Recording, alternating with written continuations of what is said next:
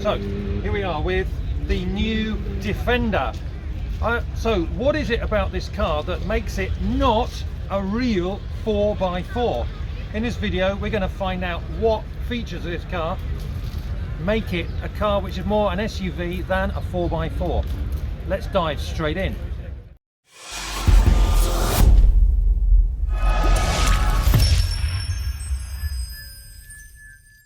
So let's find out on the 10 features which ones this car doesn't have and therefore is not a real 4x4. First of all, we said that the traction has to be a real 4x4 traction control that is 100% off-road. Well, in fact, this ticks the box because it has the famous terrain response. It's all-wheel drive, so it's retard-proof. You just drive it and it'll do all the thinking for you, which is nice for the average Chelsea tractor person.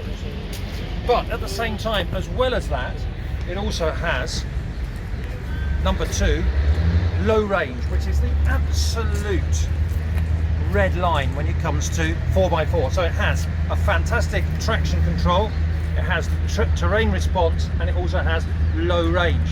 So they're the first 2 ones ticked off, and let's go now to 3 areas which this car, I think, believes it's definitely up to the mark. First of all, it's got the ground clearance. Now the ground clearance is pretty good out of the box. Look at that, that's really high. We'll leave all of the technical information on the screen.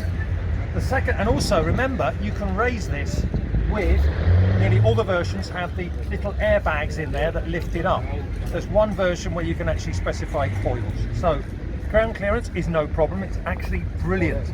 Also, wading depth. They say the wading depth on here, if I'm not wrong, is 800 or 900 centimeters, which is incredibly high. And related to that is, of course, the angles. Now the angles, look at the way they purposely made the angles, made the body come close in at the front and the back. That means that the angles on this car are absolutely incredible, and even the breakover, especially on this 2-door, the breakover angle is also pretty impressive. Let's move on now to something that we all love the best, the wheels. Now this has been probably the most controversial feature of all, and actually some people would say that it isn't 100% off-road, just because you can't get 16s for this. You can specify 17s as the lowest or the smallest. This one has 18 inch, and these are the steel wheels, so this is the most off-road worthy wheel you can get out of the box, and it's a 255, so it's quite wide, but not, for example, as wide as an Ineos, which is 265, and it has a 70 profile here, which, well, isn't bad, but you can see there's a little bit more space in the wheel arch for more to actually make it bigger, but it's very close to the edges of the wheel arch, so I don't know, it could be a lot better. It seems that you can also get like 21s or something for this. They're not really thinking off-road 100% for this. Their philosophy and their new focus, I think, is more for the towny person that would like to go, like the idea of going off-road and like the shape of it.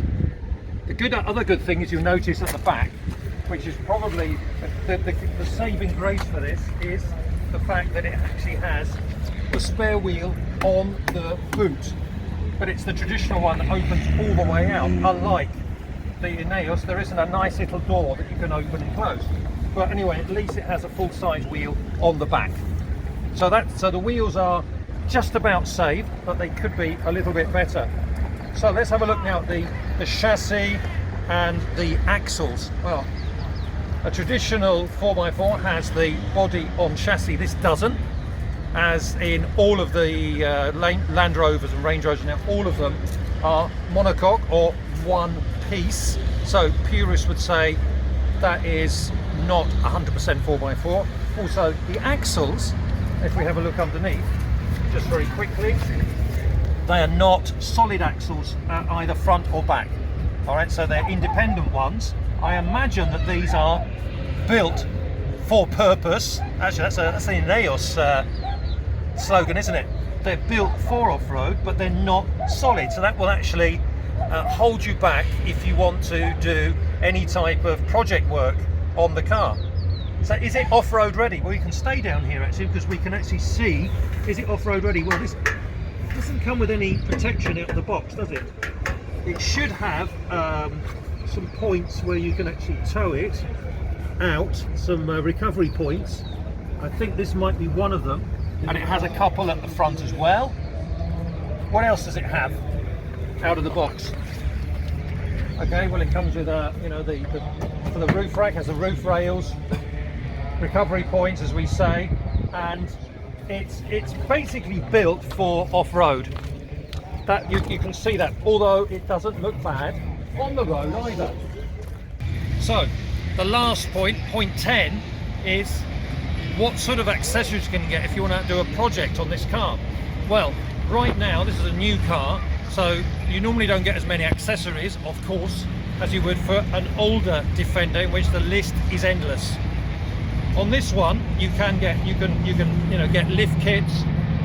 There are winches. The original winch from Land Rover actually didn't work very well, and there's a video that shows the fact that actually they actually wrecked the car trying to fit the winch. I'm sure they'll improve that, and I'm sure ARB will come out with some project parts on it. At the same time, without the solid axles, it has its limitations. So what I would say is that yes, you can get some parts, but you're going to have to wait a few years probably before you can get all the project parts that you want. So wrapping this up, is this really a 100% 4x4 off-road, meant for off-road car? I would say no. There are a few things like the solid chassis, the ladder frame I should say, and also the axles, and also the wheel sizes. They didn't go for the 100% off-road look or characteristics in this car that maybe the Ineos did.